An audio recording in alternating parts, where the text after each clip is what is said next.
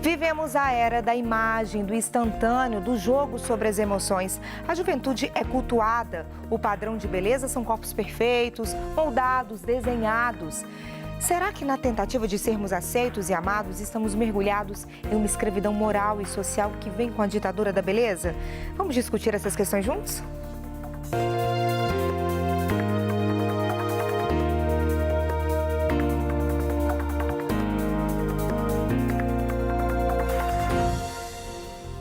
Olá! Ter um corpo perfeito, sarado, magro, mulheres com curvas, homens com braços fortes, o cabelo deve estar no lugar, sem nenhum fio para cima. O seu não é assim?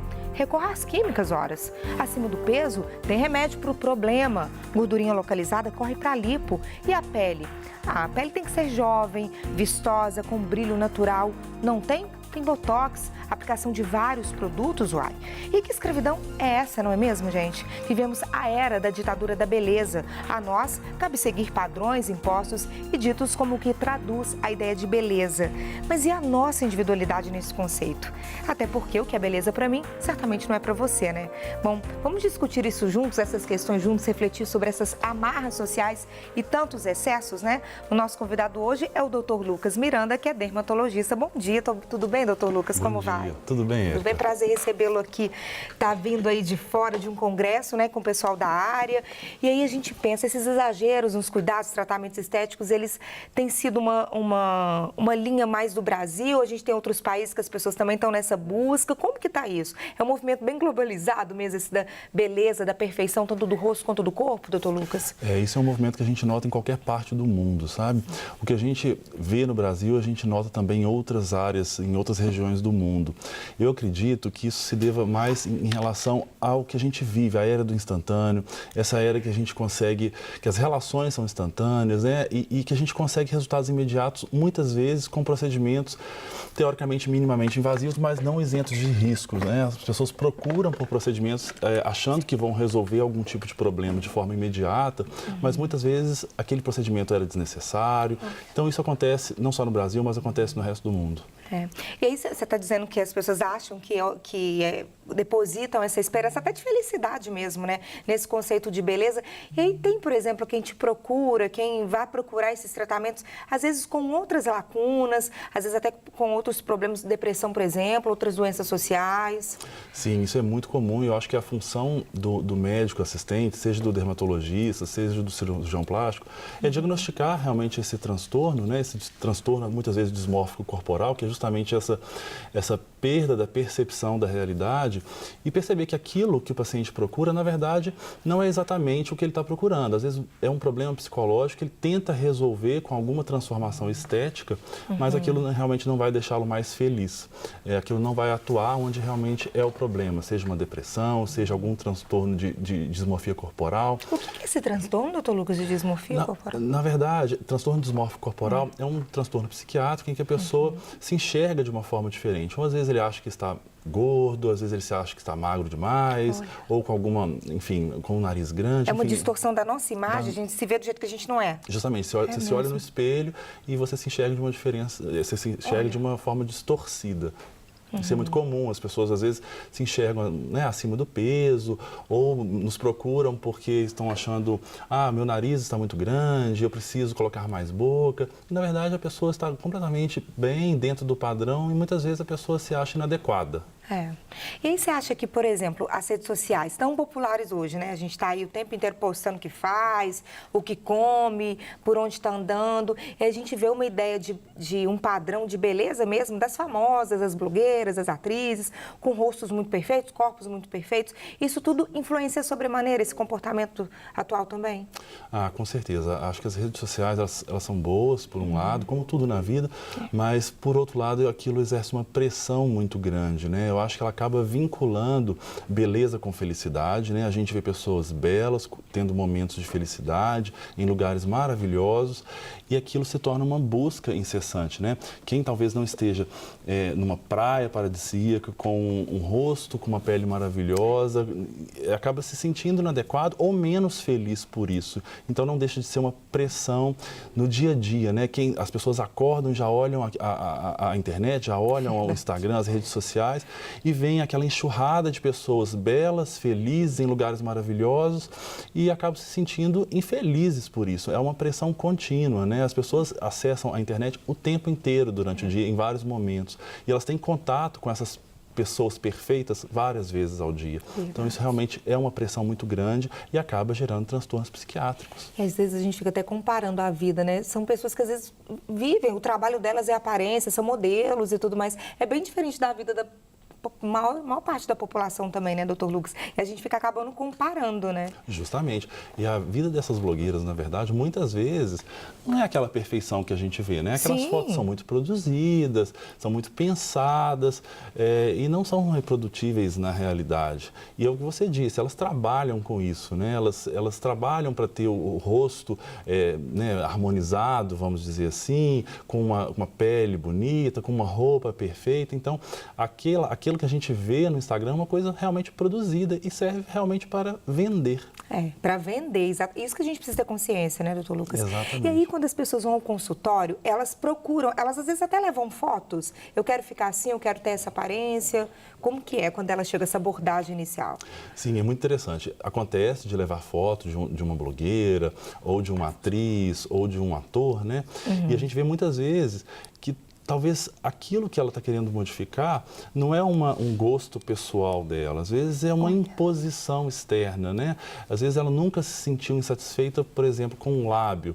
E hoje a gente vive uma época que o lábio maior talvez seja mais estético. Então aquilo passou a incomodar porque existiu uma influência externa de redes sociais, de televisão. Então muitas vezes a gente precisa fazer um exercício de se questionar. Olha, realmente eu não gosto disso ou eu passei a não gostar disso porque eu estou sendo, enfim, exposto continuamente a esse padrão que acaba nos oprimindo muito, né? É verdade, nos influenciando aí nessas escolhas, né? E os padrões, eles mudam também, eles são bem cíclicos assim, doutor Lucas? Mudam e atualmente com essa era digital que é muito rápida, essas modas acabam mudando muito rapidamente. E a gente tem que ter muito receio em relação a isso, né? A gente não está falando de uma roupa, a gente não está falando de um acessório, a gente está falando do nosso corpo. Isso. E a gente não pode mudar o nosso corpo a cada 6 meses, a cada 1 ano, né? E essas modas... a mudança do padrão, né? Justamente. Há 5 anos atrás, 10 anos atrás, a gente tinha aquele padrão que as mulheres colocavam silicone. Hoje em dia, a gente vê pessoas removendo o silicone porque né, o padrão mudou um pouquinho, as próteses que estão sendo colocadas são menores. Tem a questão do lábio, né? O lábio, hoje em dia, as pessoas têm valorizado um lábio mais carnudo. E, na minha opinião, já está acontecendo algum exagero em relação a isso. Eu acho que né, a gente pode otimizar um volume labial quando existe alguma perda, mas está acontecendo um excesso. A gente vê pessoas com exagero em termos de preenchimento nos lábios. Então, eu vejo isso com um pouco de cautela. A gente precisa ter um pouco de cautela quando essas modas acabam tocando a nossa saúde, o nosso corpo. Você dá uma agressão ao corpo, né? Exatamente. Não é? Esses exageros todos. E aí, em toda essa onda aí, você pensa que o comportamento dos homens são diferentes das mulheres? Quando que os homens entraram nessa onda da vaidade maior aí, doutor? Sem dúvida, o comportamento dos homens é um pouco diferente das mulheres, mas já está caminhando para uma congruência, eu diria assim, né? Nos últimos 5 anos, a gente vem notando um aumento muito considerável na busca por procedimentos estéticos a partir dos homens. Em geral, eles procuram por procedimentos estéticos mais simples, como a toxina botulínica, mas isso é crescente. É mesmo, mas também estão procurando muito, então. Sim. Né? E aí tem diferença, assim, de procura mais para o corpo ou para o rosto, homem e mulher? Sim, sem dúvida, para o rosto Os homens procuram mais uma mesmo. maioria, sim. Né? E aí, os dois lados estão nessa busca, mas você pensa que a pressão maior ainda é em cima da mulher, com a questão da juventude, de cobrança maior ainda é em cima dela? Sem dúvida, né? Hoje a gente nota que tem mulheres com 30 anos que já se sentem velhas. E isso acontece por pressão mesmo, né, da sociedade, disso que a gente tem falado de redes sociais, de televisão. As mulheres com 30 e poucos anos se sentem velhas, já procuram para fazer fazer tratamento de rejuvenescimento facial. Isso realmente, né, é um absurdo. Eu acho que ela pode procurar por procedimentos estéticos, né, enfim, por uma prevenção do envelhecimento facial, ou se quiser alterar alguma coisa que realmente a incomode.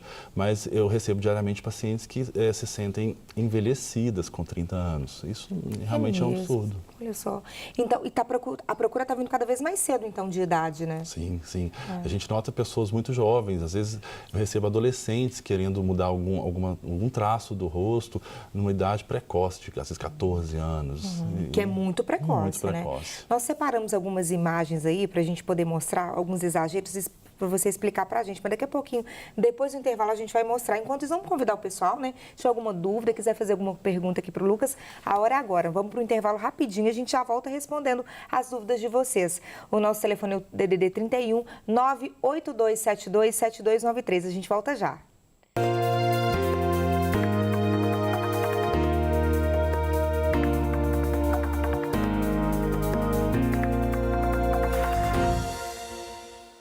O Brasil é o segundo país onde mais se realizam cirurgias plásticas, perdendo apenas para os Estados Unidos. Mas a imposição do corpo perfeito, aliada às facilidades de realizar esse tipo de procedimento, são também responsáveis pelas frequentes mortes de mulheres, né, vítimas de operações mal-sucedidas. Nós estamos discutindo hoje a ditadura da beleza e o nosso convidado é o dermatologista Lucas Miranda. Eu falei sobre essa questão de muitas mulheres que perdem até a vida numa mesa de cirurgia, e aí a gente vê muitos casos, né, Lucas? A gente tem visto muitos casos. E aí, o que você diz que atribui a isso? É porque não procura um local adequado para fazer também esses procedimentos? A facilidade também, talvez a popularização, o preço mais acessível? O que você pensa aí disso que tem acontecido? A gente tem que lembrar que todo procedimento médico, todo procedimento estético médico não é isento de risco, por mais simples que ele possa parecer. Então, o próprio aumento do número de procedimentos estéticos acaba acarretando estatisticamente um aumento do número de complicações. Mas o que a gente vê também, que eu acredito que seja grande parte do motivo disso estar acontecendo, é que as pessoas estão procurando e muitas vezes procuram por profissionais, às vezes não habilitados, por clínicas, muitas vezes não habilitadas, clandestinas, em busca de preço. A gente tem que lembrar que isso não é uma relação de consumo comum, né? Você não está indo numa loja comprar uma blusa, você está indo submeter a um procedimento que pode parecer simples, uma aplicação de uma toxina, de um preenchimento, mas não é. A anatomia humana é muito complexa, sobretudo da face, e aquele procedimento que parece simples, não é simples, e ele é passível de complicar. Muitas vezes a procura por um preço melhor é legítima, né? A gente não precisa pagar mais caro, mas muitas vezes um preço maior se justifica, né? Às vezes um produto que está sendo injetado é de uma melhor qualidade, o profissional ele é mais treinado e com isso você com certeza estará optando por um tratamento mais seguro. Então a procura não deve ser pelo valor mais baixo, acho que a procura tem que ser pelo profissional mais capacitado, porque esses procedimentos não são tão simples quanto parecem, eles podem complicar. É verdade. E aí, quando a gente fala dessa questão do preço que as pessoas buscam também, mas você pensa que com o tempo esses tratamentos foram ficando mesmo mais acessíveis à população, doutor Lucas? Sem dúvida. Com o tempo, o número de profissionais que realizam, isso tudo acaba impactando e os preços estão se tornando mais acessíveis, sim. Quando você fala de saber quem é o profissional, se ele é uma pessoa adequada, capacitada para aquilo, a gente consegue até fazer uma busca na internet, ver se ele tem um registro, por exemplo, na Sociedade Brasileira de Cirurgia Plástica, de Dermatologia também deve ter. Então, uma busca é o mínimo que a gente deve fazer, né? Justamente. Eu sempre oriento os pacientes a procurarem ou no site da Sociedade Brasileira de Cirurgia Plástica ou no site da Sociedade Brasileira de Dermatologia. E se quiser uma coisa mais centralizada, é só entrar no site do CRM. Entra no site do CRM, digita o nome do profissional e ver se realmente ele está habilitado, se ele está credenciado para aquela especialidade que ele divulga. É um crivo importante antes da gente decidir ir para uma mesa de cirurgia. A gente tem uns dados aqui, estava falando com a gente agora no primeiro bloco sobre a procura até de adolescentes no consultório, querendo modificar alguma coisa no rosto. Olha só esses dados de cirurgia plástica, aumento de 141% entre jovens de 13 a 18 anos. A mim me parece um exagero, com 13 anos procurar por uma cirurgia, né, doutor? Justamente, uma idade muito precoce, né, em que ainda vão haver mudanças no rosto, no corpo. Então, é muito precoce e esse dado é preocupante, realmente.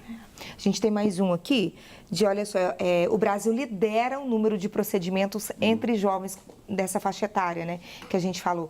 E a gente também tem uma cobrança em cima do jovem, dessa questão de ser bem-sucedido, de estudar, trabalhar, enfim, uma cobrança excessiva que tem adoecido os jovens também. E aí a gente volta naquela questão de quando a gente até procura por tratamento estético, a gente pode estar escondendo outras coisas, uma ansiedade, uma depressão, outras questões com essa faixa etária de jovens. Justamente, isso acontece com todo mundo, acho que principalmente sobre os jovens, né, que ainda não tem aquela maturidade de saber escolher, de saber identificar o que realmente incomoda. É muito frequente no consultório receber pacientes que, na verdade, a gente percebe que o problema que ele procura resolução não é um problema estético, muitas vezes. Às vezes é um problema de autoestima ou um problema relacionado a algum outro motivo na vida e que ele tenta solucionar com a realização de procedimentos estéticos e que, na verdade, nunca vão solucionar, muitas vezes, o problema dele, que, por vezes, é depressão, ansiedade ou algum tipo de transtorno. Você já teve casos de até encaminhar o paciente para um psicólogo, para outro tipo de terapia? Sim, já tive. Eu acho que essa é uma função do médico que assiste esse paciente, identificar se realmente o que ele precisa é realmente a realização daquele procedimento que ele procura ou se ele precisa de algum auxílio com a questão que incomoda em termos psicológicos. Olha só, chegou uma pergunta que tem tudo a ver, da Estela, do Horto, aqui em Belo Horizonte. Se alguém pede um procedimento para você e você sabe que não vai ficar tão bom ou que haverá riscos médicos, ela diz dos médicos em geral, se pede um procedimento para o médico, ele não sabe se vai ficar tão bom, que haverá risco, ele é obrigado a fazer mesmo que o paciente queira? De jeito nenhum, de jeito nenhum. A gente tem que lembrar que procedimento estético não é urgência, né? Quando a função do médico, né, o médico, inclusive, ele se obriga a realizar qualquer tipo de tratamento quando é uma emergência médica, uma pessoa está morrendo, então ele é obrigado a tratar.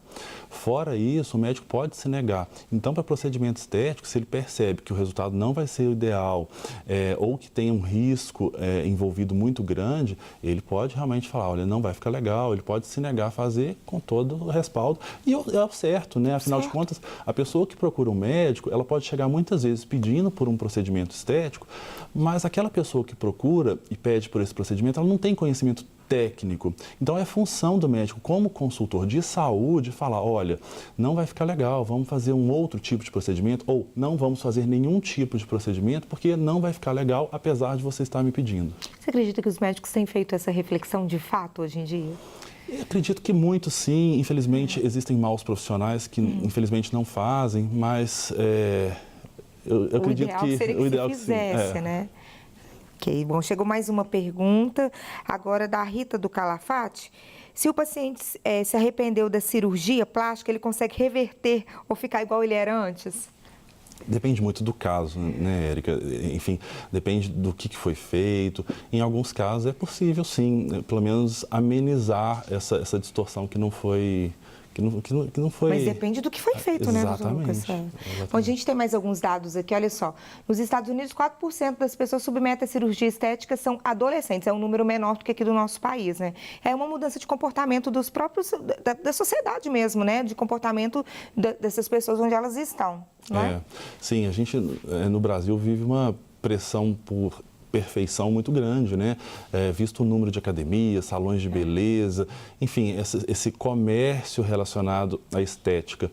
Então, os jovens são muito impactados por isso hoje em dia, principalmente rede social, né? Que são as pessoas que mais usam da rede social, que provavelmente mais se influenciam por ela. Verdade. Vamos para o próximo. A cirurgia mais procurada entre mulheres de todo mundo é a prótese de seio, né, que é o silicone, não é isso? Em 2017, 1,6 milhão de próteses foram colocadas. E aí tem aquela questão que você disse pra gente aqui do modismo também, né, que muitas mulheres que colocaram já estão até pedindo para tirar, né? Exatamente, ou tirar ou substituir por próteses menores. Essa questão do tamanho da prótese é uma questão que varia muito, que variou muito nessa última década, né? Vamos passar. Mais uma que a gente tem aqui. Aí as cirurgias plásticas mais populares.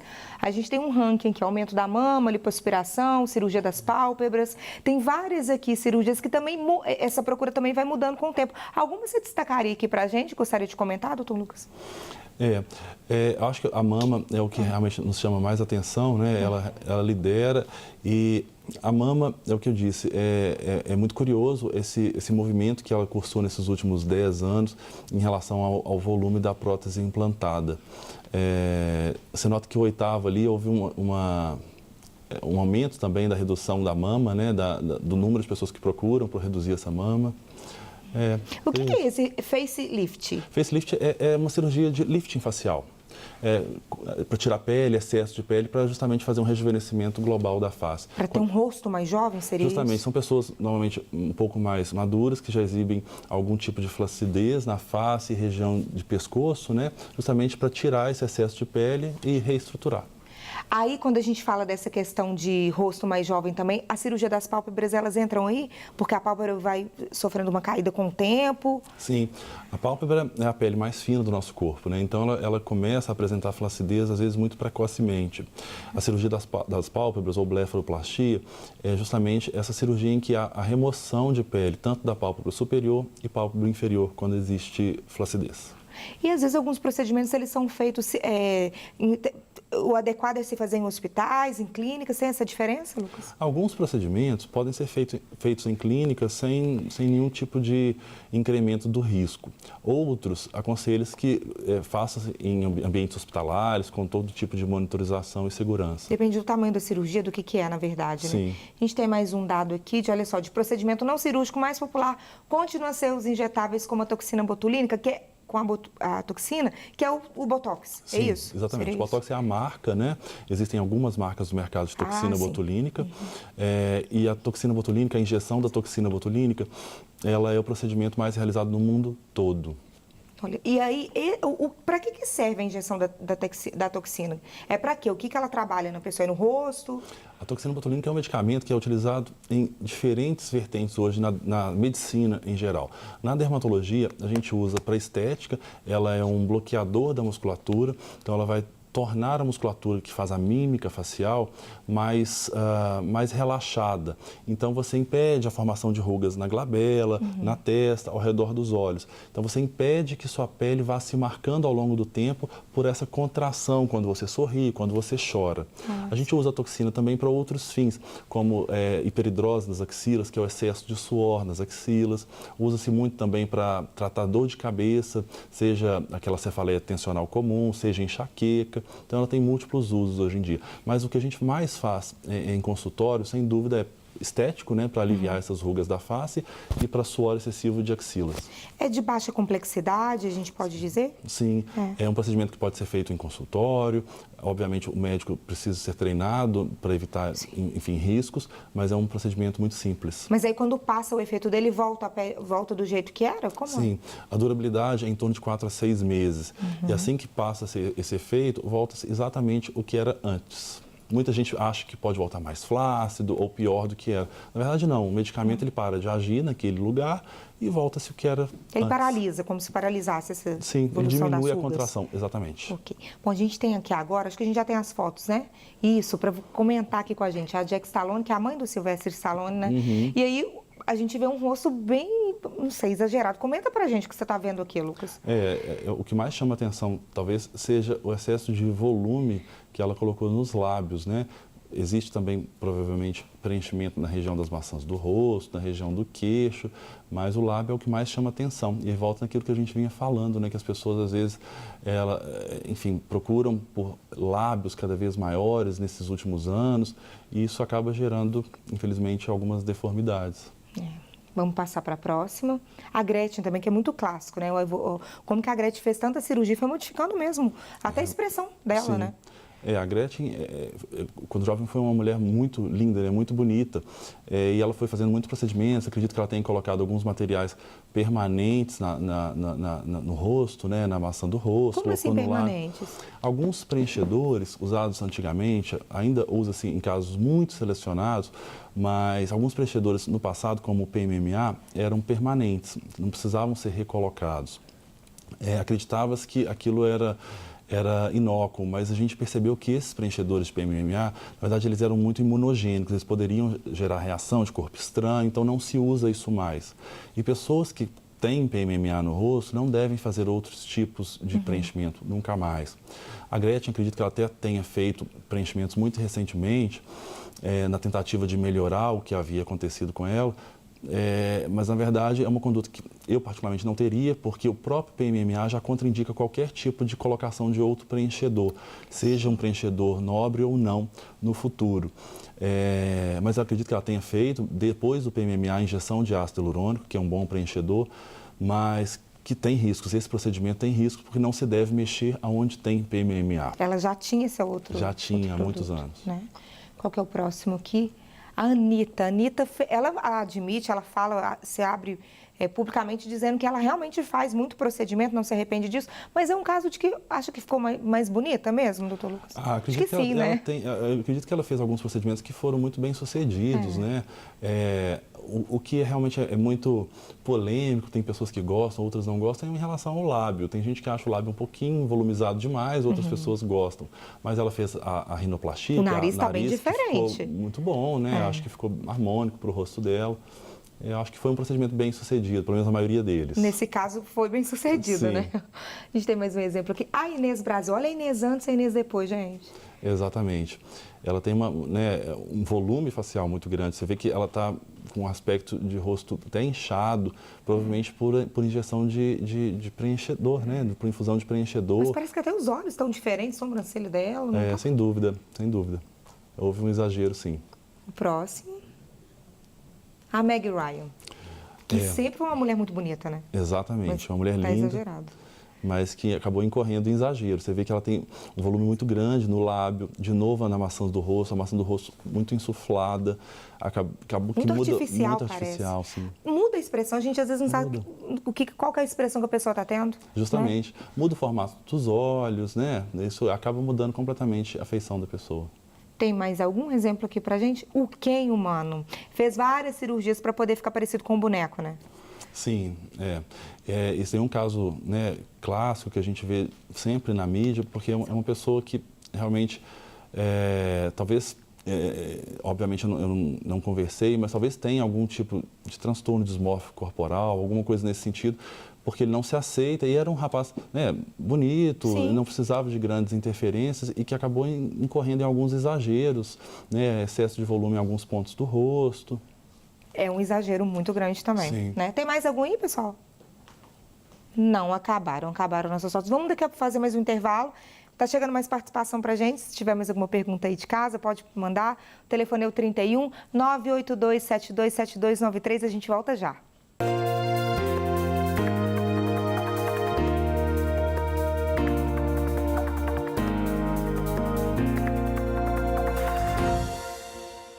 Vivemos a era da imagem, do instantâneo, do jogo sobre as emoções. A juventude é cultuada. O padrão de beleza, corpos moldados, desenhados, rostos harmônicos, perfeitos.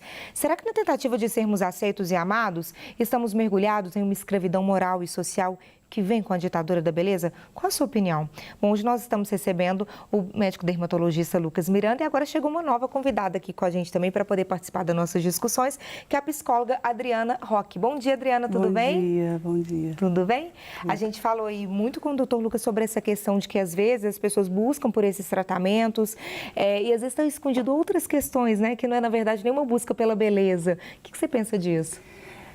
Sim, e eu acho que é importante, né, retomar que busca é essa, né, porque ela vem de algum lugar, ela vem de uma necessidade que normalmente é de fora, né, então quando a gente pensa num padrão de beleza e, sei lá, uma mulher vai colocar um silicone, ela precisa pensar, eu acho que o início é sempre esse, né, olha, de onde vem essa real necessidade, né? Porque as cirurgias estéticas, elas estão aí, né? Isso não é necessariamente um problema. Mas se você está fazendo isso porque para ser aceita, para ser amada, porque você não gosta do seu corpo, aí é pensar, você não gosta do seu corpo a partir de um padrão que dizem que você precisa gostar, e aí você precisa alcançar este corpo. Que diz que tem que ser um corpo assim, daquele jeito, justamente desenhado, e a procura disso, né? Porque tem pessoas que fazem intervenções estéticas e pronto, porque queriam se sentir realizadas, e acabou. Mas tem pessoas que, né, vocês mostraram aí no bloco anterior, que vão fazendo cirurgias contínuas.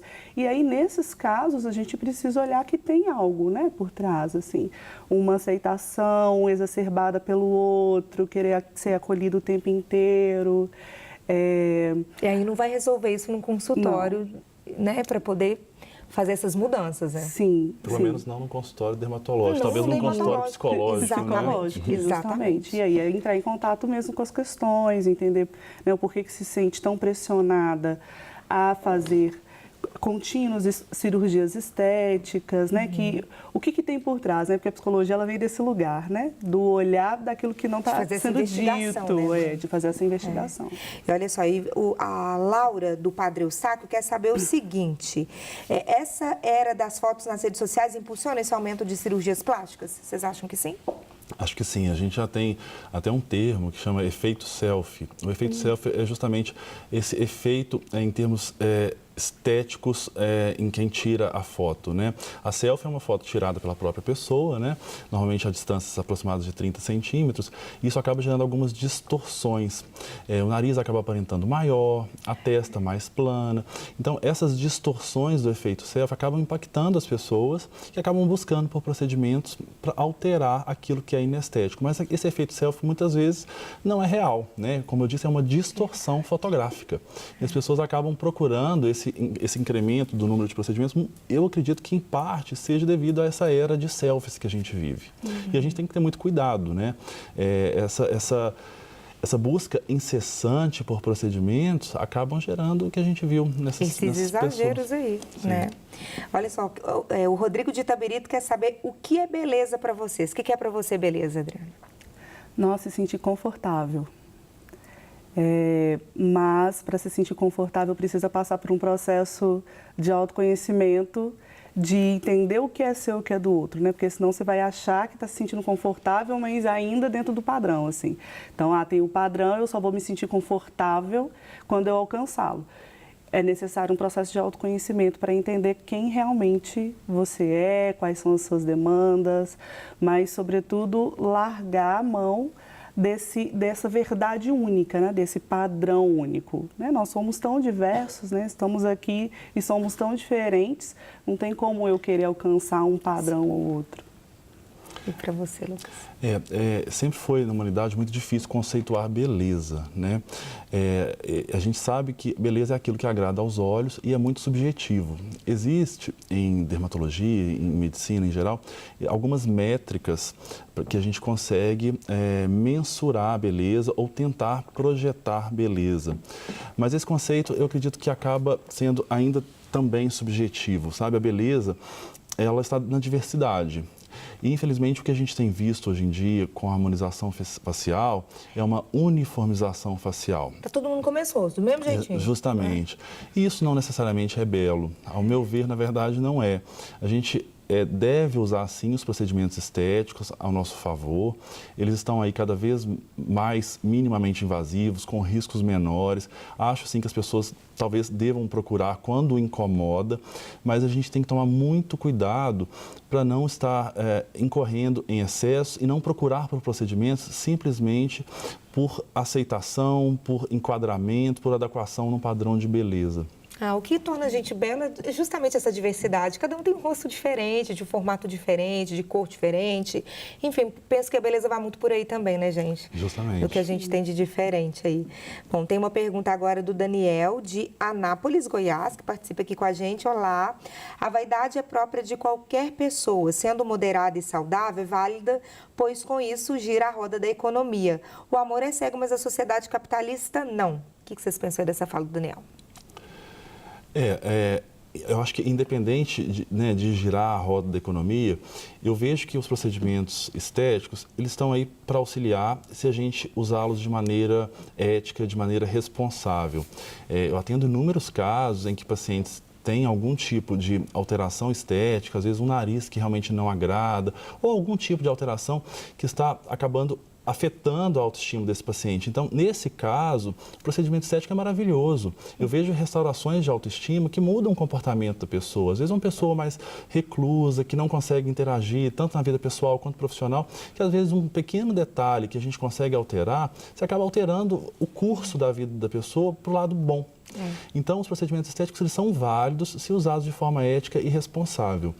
É claro que a gente tem que tomar cuidado com isso que a gente vem comentando durante o programa, com os excessos. Sim, aí ele falou sobre essa questão da autoestima, Adriana. Qual que é a relação que você faz entre autoestima, beleza e felicidade? Nossa, a autoestima ela está num lugar, eu sempre falo que a autoestima é aquilo que você pensa e sente sobre você. E lógico que o que a gente pensa e sente sobre nós, né, é dentro de um lugar onde a gente vive, né? Nossa família, de como a gente foi criada, a gente vai tendo um único olhar. Depois a gente vai expandindo isso, crescendo e vai sendo mais crítico, enfim. E aí eu penso que, né, como Doutor Luiz, ele falou bem... Doutor Lucas falou sobre essa questão da autoestima, né? Da autoestima, assim, da beleza, né? Ela é subjetiva e por isso que precisa ser passado nesse lugar de ser crítico, de se entender, de fazer esse olhar, o que eu penso e o que eu sinto sobre mim, essa cirurgia, né, esse procedimento estético, ele vai me trazer, ele é algo que faz sentido para mim, ele vai mudar a minha autoestima, eu preciso disso, né, neste momento. Essas questões, elas precisam ser faladas porque cada uma vai encontrar a sua resposta, né? É sempre a questão do equilíbrio. Eu acho que essas três palavras, elas pedem um equilíbrio, assim, né? Então, não dá para ser feliz toda hora, não dá para... Até para se sentir bonito todo dia ou toda hora, às vezes você não vai se sentir tão bonita como se sentiu. E tá tudo bem, né? E tá tudo bem. Tá tudo bem. Né? E a autoestima também está nesse lugar, porque a gente tem variações de humor, a gente oscila muito durante o dia, né? Então, é sempre pensar num lugar do equilíbrio, assim, quem eu sou dentro disso tudo, o que eu penso e sinto sobre mim, se isso que eu quero fazer faz sentido para mim, e não para eu me sentir bem para o outro. E pensar nisso, que o nosso desejo também muda, né? A gente falou um pouco de modinha, de que antes era um seio maior, mais volumoso, o pessoal às vezes está até tirando o seio, agora é um lábio maior. Os nossos desejos mudam também. Você falou que nós somos várias pessoas no mesmo dia, a gente muda. O desejo também muda, né? E essa reflexão toda a gente deve fazer enquanto paciente também, mas os profissionais também precisam até instigar isso na gente, né, doutor Lucas? Sem dúvida, eu acho que um olhar crítico e fazer um diagnóstico preciso de qual realmente é o problema do paciente é função de quem atende. Sim. É função do médico assistente. Como eu disse, o paciente que procura por um procedimento estético, ele não tem conhecimento técnico, ele te procura, às vezes pedindo o procedimento, mas o que na realidade ele precisa é uma consultoria médica. Olha, isso vai ficar bom ou não? Então é função do médico avaliar se vai ficar bom ou não e aí, de forma ética, fazer ou não o procedimento. E vocês pensam que essa mudança, tanto no comportamento do paciente, tanto do médico, ela vem mudando? O paciente vem pensando sobre o que está por trás desse desejo e o médico também tem proposto essa reflexão? Qual que é a perspectiva aí de vocês? Eu acho que da parte do paciente ainda não. Eu acho que pelo contrário, eu acho que as pressões de redes sociais e mídia acabam levando informação ao paciente. Então, às vezes, o paciente não chega, eu vim aqui para fazer algum tratamento de rejuvenescimento. Ele já chega e fala assim, eu vim para fazer isso. Porque eu vi que uma blogueira fez isso e eu quero isso. Independente se aquilo vai ser bom ou não. Então, acaba que na consulta a gente reserva um período maior justamente para que a gente converse e explique, olha, isso não vai ser adequado para você, ou vai ser adequado, isso vai ficar bom. Então, é muito comum que o paciente chegue pedindo por um procedimento como se aquilo fosse realmente uma mercadoria. E, na verdade, aquilo ali é um procedimento médico e envolve toda a cautela, como todo outro procedimento médico, seja estético ou não. Sim. Eu penso que esse lugar da rede social, né, do instantâneo, ele é um lugar, se não trabalhar adequadamente, ele é um lugar adoentio, né? Ele é um lugar que te leva a ter imagens que não são proporcionais e a pedir procedimentos que não vão ser bons para vocês. Então, para a pessoa, né? Então, é muito importante mesmo, mais uma vez, né? Refletir sobre o que se aquilo realmente é algo para a sua autoestima, né? Porque às vezes Às vezes a pessoa está se sentindo, sentindo que aquilo vai melhorar a autoestima dela. É um procedimento pontual.